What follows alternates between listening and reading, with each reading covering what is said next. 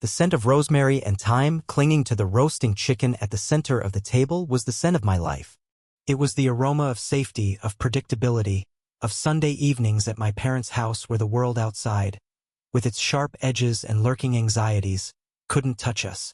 The low hum of conversation was a familiar melody. My father, David, pontificating on the failings of modern architecture. My mother, Sarah, gently redirecting him with a question about her garden. My brother, Mark, baiting him with a deliberately provocative counterpoint, his wife Chloe sighing with the practiced patience of a saint. And next to me, my anchor in this gentle, swirling sea of domesticity was Liam, my husband, my safe haven. I rested my hand on his thigh under the table, a small, private gesture. He responded by placing his hand over mine, his fingers interlacing with mine. It was a simple, reflexive action, one we had performed thousands of times, but tonight it felt different. His skin was cool, almost clammy, and his grip was tighter than usual, a subtle tension that vibrated up my arm. I glanced at him. The warm glow of the dining room chandelier usually softened the sharp, intelligent lines of his face, but tonight it seemed only to carve them deeper. His jaw was set, a tiny muscle twitching just below his ear. His gaze wasn't on my father, or the food, or me. It was fixed on the large bay window that looked out onto the manicured front lawn and the quiet suburban street beyond. "Liam," I murmured, my voice a whisper beneath the clatter of silverware. "Everything okay?" He blinked, his focus snapping back to me. He manufactured a smile, but it didn't reach his eyes. His eyes, usually a clear, thoughtful gray, were dark and turbulent, like a stormy sea. "Fine, Alara. Just a long week." I accepted the explanation because it was the easiest thing to do. He was a senior physicist at a private research firm, a job that was as demanding as it was vague. His long weeks were a common occurrence, filled with complex equations and frustrating simulations that I could never hope to understand.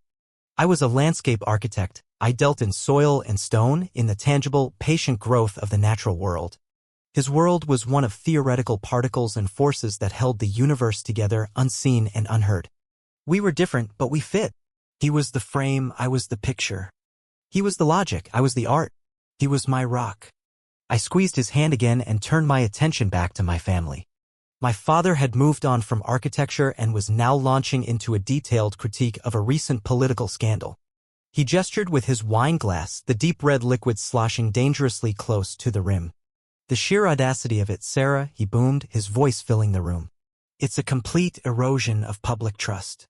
In my day, a man's word was his bond."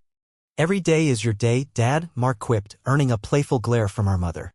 I smiled, the familiar rhythm of their banter washing over me, soothing the tiny prickle of unease Liam had sparked. This was normal. This was real.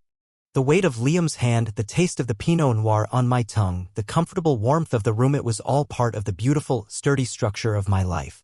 A life that felt so meticulously designed, so utterly secure, that the idea of a single load-bearing beam being compromised was unthinkable.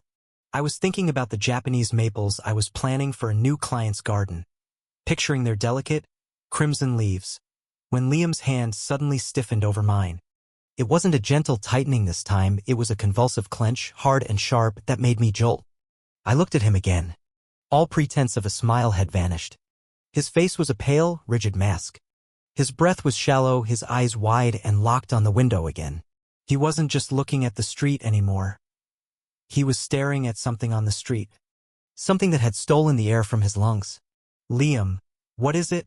I whispered, my voice sharp with a sudden, icy fear. He didn't answer.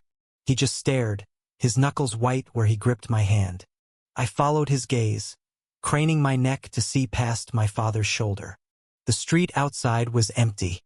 A gentle rain had begun to fall, the drops tracing shimmering paths down the glass of the bay window, distorting the warm sodium glow of the streetlights.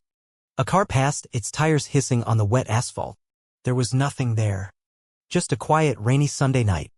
"Liam, you're scaring me," I insisted. My voice must have been louder than I intended because the table fell silent. My father paused mid-sentence, his wine glass halfway to his lips. My mother's concerned eyes flickered between me and my husband. "Is everything all right, you two?" she asked, her voice laced with maternal worry. Liam tore his eyes from the window. He looked around the table as if seeing my family for the first time. His gaze lingered on my father for a fraction of a second too long, and an expression I couldn't decipher, something like horrified disbelief, flashed across his features. Then he leaned into me.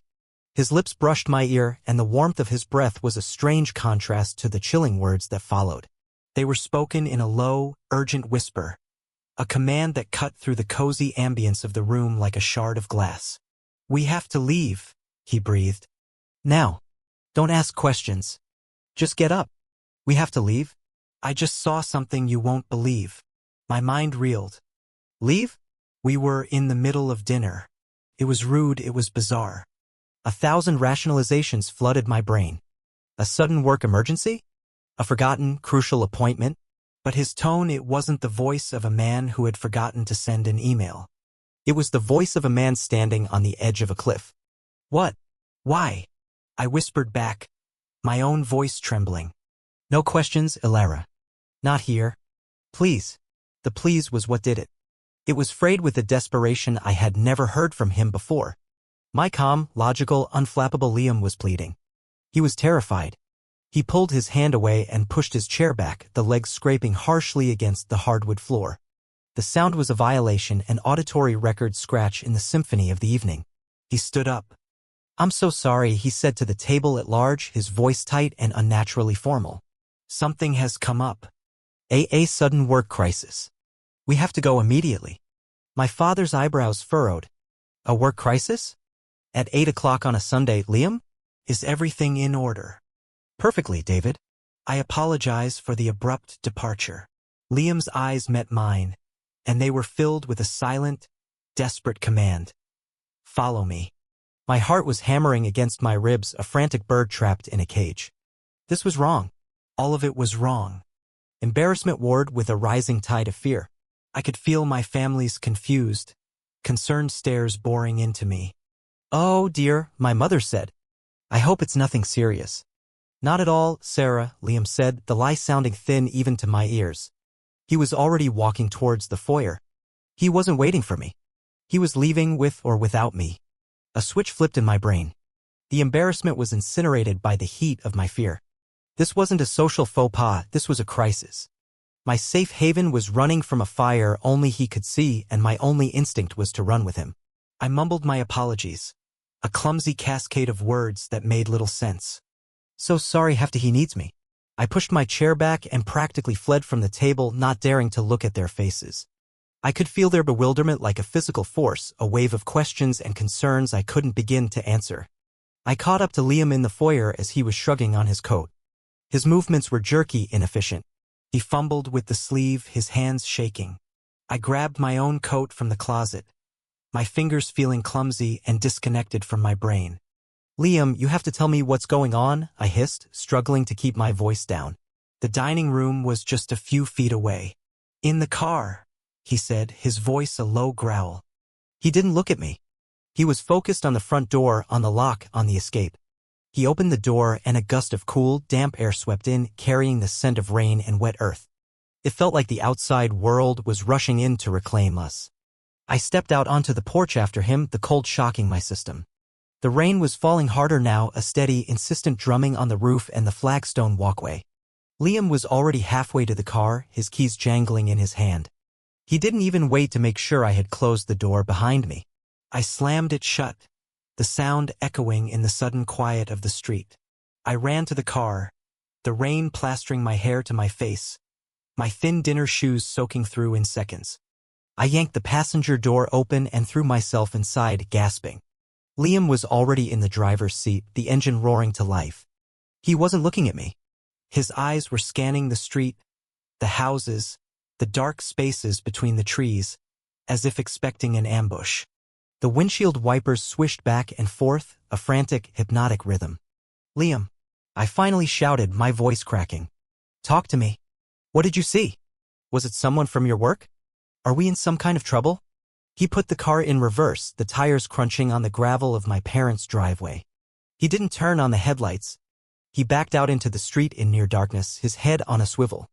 He pulled away from the curb, his acceleration far too aggressive for this quiet, residential street. He still refused to speak. The silence in the car was a living thing. It was immense, suffocating.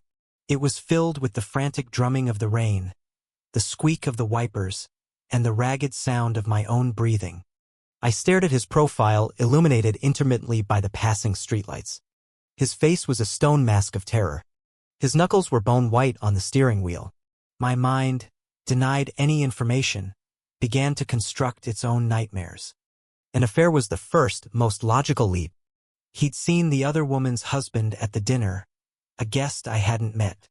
No, that didn't fit the terror. This wasn't the fear of being caught, this was primal fear. The fear of something that could cause physical harm. Debt? Was he involved with loan sharks? Had he seen one of their enforcers peering through the window? It seemed so cinematic, so unlike the meticulous, risk-averse man I married. Liam balanced our budget to the penny. He calculated mortgage amortization schedules for fun. Was he sick? A sudden, terrifying diagnosis? Was this a panic attack? A psychotic break? The thought was terrifying, but it was at least comprehensible. It was a problem that could be named, addressed, treated. But his focus, his methodical scanning of our surroundings, didn't feel like a break from reality. It felt like a heightened awareness of reality. A reality that I was blind to. We drove for what felt like an eternity, but it was probably only 5 minutes. He took a series of illogical turns, doubling back on himself, cutting through unfamiliar neighborhoods. It was evasive driving. He was trying to lose someone. Or something.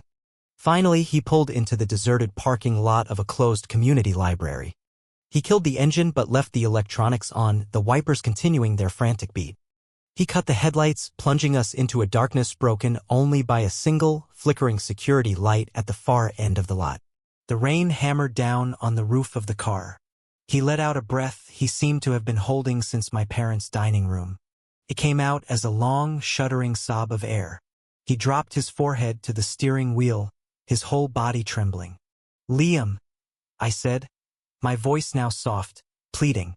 The anger had evaporated, replaced by a deep, aching fear for him. For us. Please. Tell me what happened. Whatever it is, we can face it together. You know that. I'm your wife. I'm here. He lifted his head slowly. In the dim, intermittent glow from the dashboard, I could see that his eyes were wet. He looked at me, and for the first time, I saw not just fear, but a profound, soul-deep grief. As if he was mourning a world that had ceased to exist just an hour ago. "I can't protect you from this, Alara," he whispered, his voice hoarse. "That's what's killing me. I've spent our entire life together building a fortress, and I just realized the walls are made of paper. Protect me from what?" I begged, my hand reaching out to touch his arm. "What did you see?" He took another shaky breath. He seemed to be steeling himself, gathering the pieces of his shattered composure. He turned in his seat to face me fully. "What I'm about to tell you," he began, his voice low and steady, but freighted with a terrible weight, "is going to sound insane. Your every rational instinct will tell you to reject it. You will think I'm lying, or that I've lost my mind. I need you to just listen. Listen to all of it before you decide." I nodded, my throat too tight to form words. The rain beat a frantic tattoo on the roof. A drum roll for a revelation I couldn't possibly imagine. He stared into my eyes as if trying to anchor himself there. "You know your father's study? The one that faces the street?" "Yes." "And the bay window in the dining room? It looks out at a similar angle. You can see the front lawn, the sidewalk, and the oak tree across the street." "Okay. Where was this going?" "I was watching the rain," he said, his voice dropping even lower. "Just watching the drops on the glass. And I saw something, a flicker of movement across the street, by the oak tree. I thought it was just a branch swaying." He paused, swallowing hard. "But it wasn't a branch. It was a person. A man just standing there in the rain. No umbrella, no coat. Just standing there, partially hidden by the trunk of the tree." A cold dread, heavier and more profound than anything I had felt before, began to seep into my bones. "Who was it?" Liam's gaze didn't waver. He held my eyes, forcing me to see the terrible truth in his. He was staring at the house, directly at the dining room window, and Alara, the streetlights were glinting off the rain on his face. I saw him clearly. He took one last, shuddering breath before delivering the final, world-shattering blow. "It was your father." I blinked. I stared at him, my mind refusing to process the words. It was like trying to fit a square peg into a round hole. The statement was a logical impossibility. "What are you talking about?" I said, my voice flat with confusion. "My father was sitting at the dinner table, right across from you. He was talking about politics. He was drinking his wine." "I know," Liam whispered, and the look on his face was one of absolute, unadulterated horror. "That's the point. The man you think is your father was sitting at the table, warm and dry. But I saw him. I saw David, your real father, standing outside in the pouring rain, staring at his own house. And the thing at the table, the thing that looks like him and sounds like him, it isn't him." The words hung in the air between us, thick and poisonous. My brain simply shut down. The rain, the wipers, the flashing dashboard lights, Liam's terrified facade all blurred into an incoherent sensory soup. A wave of vertigo washed over me, so powerful I had to grip the door handle to steady myself. Paralyzed. That was the only word for it. My body was frozen, but my mind was screaming. It was a silent, internal shriek of pure cognitive dissonance. My husband, my safe haven, the most logical man I had ever known, was telling me that my father had been replaced by an imposter. A duplicate. A thing. "No," I finally managed to choke out the word, feeling like sandpaper in my throat. "No, Liam. That's not possible. You're mistaken. It was someone who looks like him." A trick of the light, the rain on the window, my voice trailed off. I was offering him lifelines, rational explanations that I didn't even believe myself. The terror in his eyes was too real, too profound. This wasn't a mistake. This was a certainty that had ripped his world apart. He reached into his coat pocket, his hands still trembling. He pulled out his phone. The screen was smeared with rain, but he wiped it on his sleeve and navigated with a fumbling thumb. "I knew you wouldn't believe me," he said, his voice flat with exhaustion. "I wouldn't either. But I had to be sure I wasn't going crazy." He turned the phone towards me. The screen illuminated a photograph. It was blurry, shot through a rain-streaked window, distorted by the darkness. But it was clear enough. Utterly damnably clear. It was a picture of the street outside my parents' house. In the center of the frame, half shrouded by the thick, gnarled trunk of the ancient oak tree, was a figure. A man. His hair was plastered to his head by the rain. His shoulders slumped. He was looking towards the camera, towards the house. His face, even in the poor quality of the photo, was unmistakable. The high forehead, the strong jaw, the familiar shape of his nose. It was my father. And I knew, with a certainty that felt like a physical blow to my stomach, that when Liam had taken this picture, another man who looked exactly the same had been sitting 10 feet away from him, complaining about politicians and swirling a glass of Pinot Noir. The world I knew, the one scented with rosemary and thyme, built on the solid foundation of family and love, fractured. And in that fracture, a terrifying, impossible truth began to seep in. My husband hadn't lost his mind. He had just revealed a reality so monstrous that it left me paralyzed, stranded in the ruins of everything I had ever believed to be true. The paralysis wasn't a metaphor. For a long, silent stretch of time, I was genuinely incapable of movement. My hands were fused to the door handle, my back pressed so hard against the passenger seat that I could feel the shape of the springs. The image on Liam's phone was burned onto the inside of my eyelids, the ghostly, rain-slicked face of my father staring from the darkness. My father, who was simultaneously in two places at once. The paradox was a physical weight pressing the air from my lungs. "Ilara? Say something. Please." Liam's voice was a frayed rope stretched to its breaking point. The shriek that had been building in my mind finally found a voice, but it came out as a strangled gasp. "How?" It was the only word I could form. It was a question, a plea, a demand. It encompassed everything. How is this possible? How did you know? How do we fix this? How do we go back to the world that existed an hour ago? Liam sagged, the last of his adrenaline-fueled strength seeming to desert him. "I don't know how this specific one happened, but I know what it is. I think I do."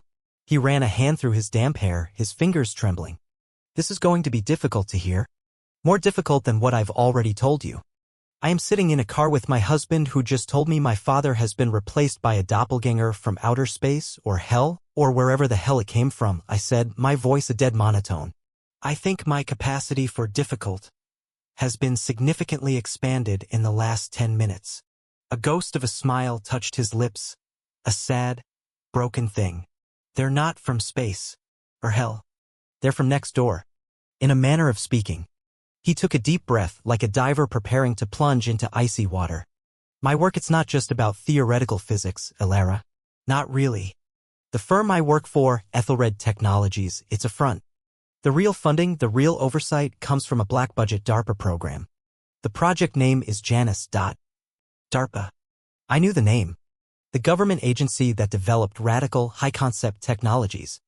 The internet, GPS, stealth bombers. The name itself carried a weight of secrecy and unnerving possibility. Janus, I repeated numbly. The two-faced god. Exactly, he said, his eyes locking with mine. The project's official goal was to explore M-theory multiverse theory. The idea that our universe isn't unique, but one of an infinite number of parallel universes, all layered on top of each other, separated by dimensions we can't perceive. Brain cosmology. Most of it is purely theoretical math on a whiteboard. He paused, gathering his thoughts. But we weren't just doing math. We were trying to listen.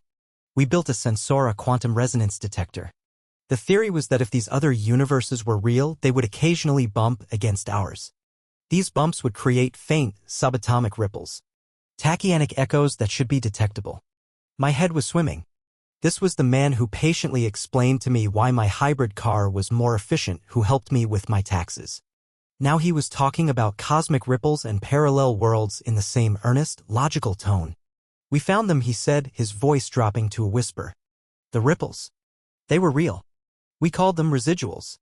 Faint, ghost-like imprints. A flash of a world where the traffic lights were yellow instead of red. A momentary scent of a flower that doesn't exist on this earth.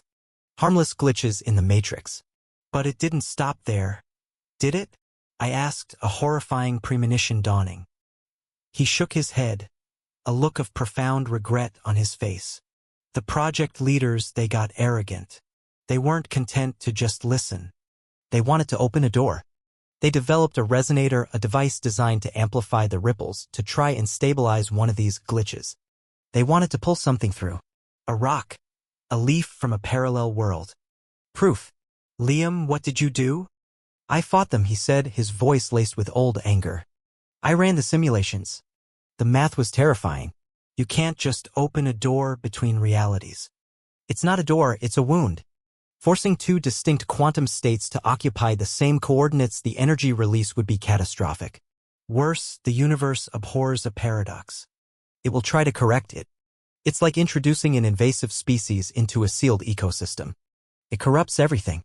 I told them they were building a bomb that could erase reality itself. He looked away, out into the rainy darkness. They didn't listen. They called me a coward, said I'd lost my nerve. They moved the practical experiments to a new site, a deep underground facility in the Nevada desert. I was pushed out, reassigned to purely theoretical work. I signed 100 non-disclosure agreements that would see me buried in a hole for the rest of my life if I ever spoke a word of it. So I kept my mouth shut. And I prayed I was wrong. He turned back to me, his eyes pleading for understanding. I tried to forget. I focused on you, on us. I built this life with you, Elara. This normal, beautiful life. And I thought, I truly believed we were safe. That the monsters were locked away in their lab. So the thing in my parents' house. It's not a residual, he said, the word hitting me like a punch. It's what I warned them about. It's an echo. A fully stable, corporeal, interactive duplicate from a parallel reality. They must have done it. The bastards must have actually succeeded in stabilizing a bleed-through. And not just of a rock or a leaf. Of a person. The pieces clicked into place with an audible, sickening snap in my mind. The thing at the dinner table wasn't a monster in the traditional sense. It wasn't an alien wearing a human suit. It was, in some terrifyingly real way, my father. A version of my father from another world, who had somehow slipped through a crack in reality and displaced our own. And the real one? I whispered, my eyes flicking back to the phone screen. The one in the rain? That's the paradox, Liam said, his voice grim. Where an echo exists, the original can't. The universe is trying to resolve the duplication. It's pushing the original out. He's becoming the ghost, fading. And the echo, it's solidifying its place here. Taking over his life, his memories. Taking his memories? The idea was a violation of the highest order. We theorized they'd be linked. The Echo would have access to the original's consciousness, at least initially. That's how it would be able to function, to imitate them perfectly. It would know his history, his family, his habits. It wouldn't even know it was an Echo. It would just believe it was him. A memory, small and insignificant at the time, surfaced with sudden, chilling clarity. It was from last Tuesday. I had stopped by my parents' house to drop off some mail. My father, a lifelong, passionate amateur botanist, was in his prize-winning garden. I watched him from the kitchen window. He was standing over his bed of hybrid tea roses, the peace variety he'd been cultivating for a decade. And he called them chrysanthemums. He'd said it casually to my mother. The chrysanthemums are looking a bit peaked. I'd laughed it off, teased him about having a senior moment. He'd looked confused for a second, then corrected himself with a dismissive wave. At the time, it was a funny little anecdote. Now, it was a terrifying crack in the facade. A glitch. A detail from its own realistic reality where his prize-winning flowers were chrysanthemums, not roses leaking through. I told Liam. His face went ashen. It's been happening for days then, slowly integrating. The original memories fade and its own start to surface. The longer it's here, the more powerful it gets, and the weaker your real father becomes. So what do we do? I demanded, the paralysis finally giving way to a frantic, desperate energy. We have to help him. We have to go back there. We have to... Go back where? Liam cut me off, his voice sharp. To a house with a thing that we don't understand? A thing that, for all we know, could be hostile? Alara, listen to me. The most dangerous part of a paradox is the correction. The universe trying to fix the duplication could be violent. A localized energy event. A physical annihilation. We have no idea what the rules are. The house, your family, they are at ground zero of a quantum event that has never happened before. His words hit me harder than any physical blow. My mother, my brother, his wife, they were sitting at a dinner table with a ticking time bomb. We can't just leave them. I cried, tears of frustration and terror finally breaking free and streaming down my face. We have to warn them. And tell them what? He countered, his own voice cracking with the strain.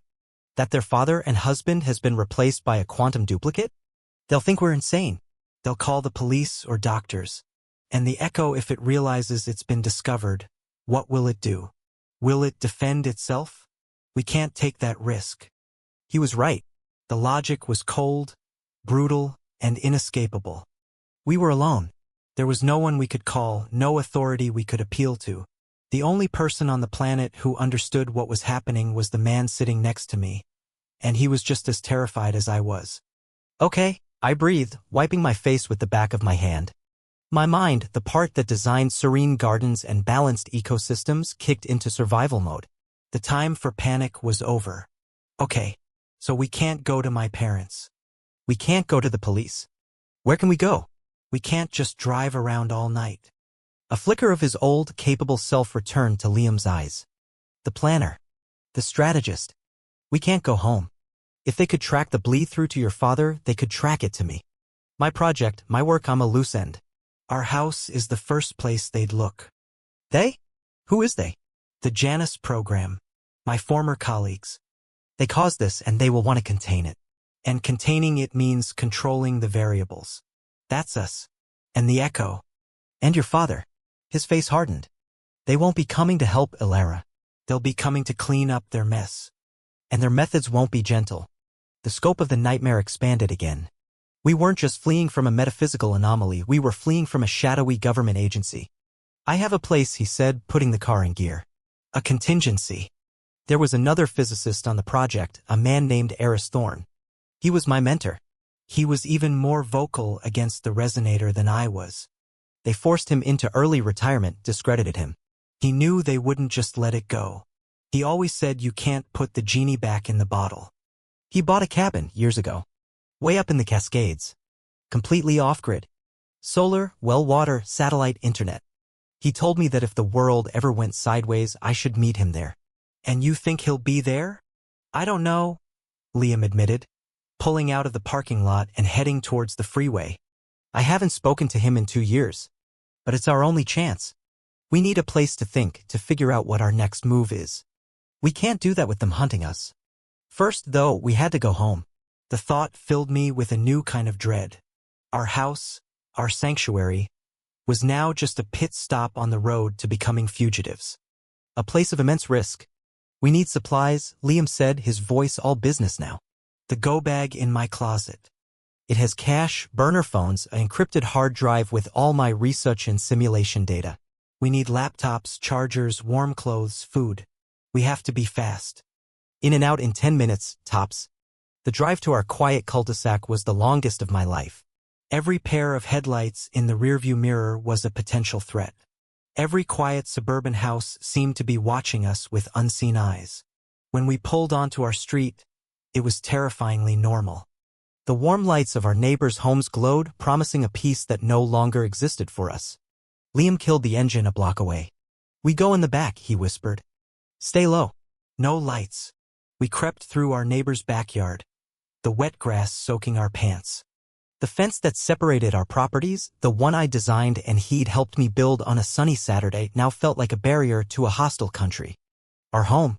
The dark windows looked like vacant eyes. Liam jimmied the lock on the back door with a credit card, a skill I had no idea he possessed.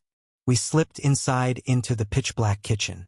The familiar scent of our home-old books, my lavender soap, the faint trace of coffee from the morning was a painful reminder of the life we had just lost. Go, he whispered. Closet. Get jackets, hiking boots. Pack a bag. I'll get my office. I moved through the darkness of my own home like a burglar. Every creak of the floorboards was a gunshot. I fumbled in our walk-in closet, my hands grabbing at fabrics in the dark. I pulled on my sturdy hiking boots, my fingers clumsy with the laces. I stuffed sweaters and socks into a duffel bag, my movements frantic and clumsy. I paused by my dresser, my hand hovering over the silver frame that held a picture of me and my father, taken on my wedding day. He was smiling, his eyes crinkling at the corners. Which one was he? The man in the photo who had walked me down the aisle, or the phantom standing in the rain? My hand trembled as I left the photo behind. I met Liam back in the kitchen. He had his heavy go bag slung over one shoulder and a laptop bag in his hand. His face was grim. Ready? He asked. I nodded, my throat tight. As we turned to leave, a flash of light swept across the kitchen walls. Headlights. A car was turning into our cul-de-sac. We froze, our hearts stopping in unison. We crouched below the level of the windows, peering out through the blinds of the kitchen door. A dark sedan, a nondescript Ford or Chevy, cruised slowly down the street. It didn't belong here. We knew every car on our block. It slowed as it approached our house, its occupants invisible behind the tinted windows. It came to a near stop directly in front of our driveway, idling for 10 long, agonizing seconds.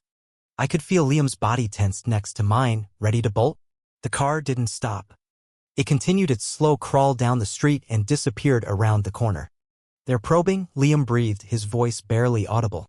Checking to see if we're home. We have to go. Now. We didn't wait to see if it would come back. We slipped out the back door, ran across the yard, and scrambled back to our car, our lungs burning. Liam peeled out, his earlier caution replaced by raw, panicked speed. We didn't look back. The next few hours were a blur of rain-slicked highways and the endless, hypnotic sweep of the wipers. We drove north into the mountains, leaving the glow of the city behind. The silence returned, but it was different now. It wasn't the silence of shock. It was the silence of two people cut adrift, their entire world reduced to the claustrophobic confines of a car hurtling through the night. I finally broke the silence. This echo, this copy of my father. Is it dangerous? Is it evil? Liam was quiet for a long time, his eyes fixed on the winding mountain road. I don't know, he said finally. That's the terrifying part. Is it a perfect copy with his morals and his love for you? Or is it a predator? A cuckoo in the nest, instinctively trying to solidify its own existence by eliminating the original? In all my simulations, I could never account for consciousness. For intent. It's the ultimate unknown variable. We drove on, climbing higher into the Cascade Range. The rain turned to a wet, heavy snow.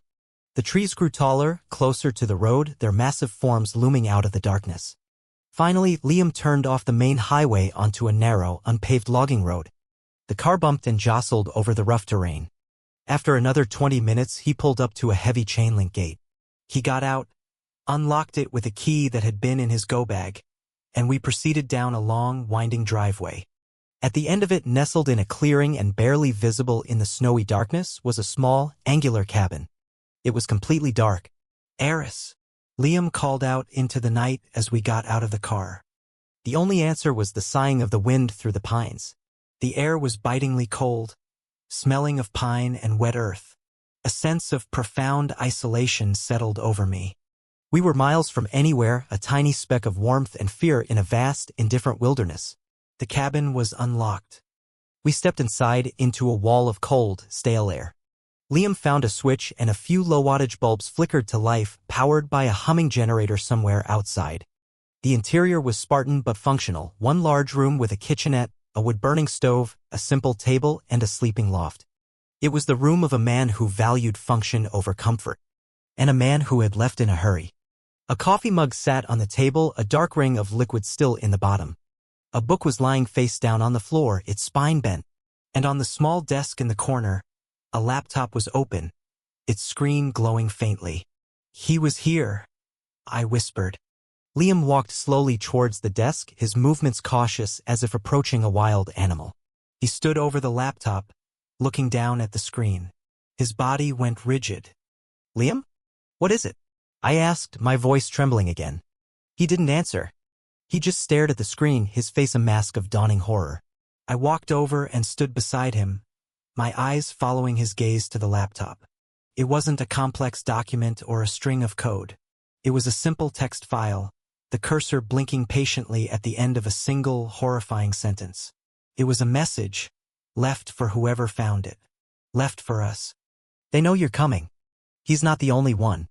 Before I could even process the words, the confirmation that we were being hunted, the terrifying implication that my father was not the only echo, a sound from outside cut through the silence. The crunch of tires on gravel. Not our car. Another one. Headlights, bright and blinding, swept across the cabin's windows, throwing the room into stark relief and plunging us back into shadow. They were here. We hadn't lost them. We hadn't found a sanctuary. We had walked right into a trap.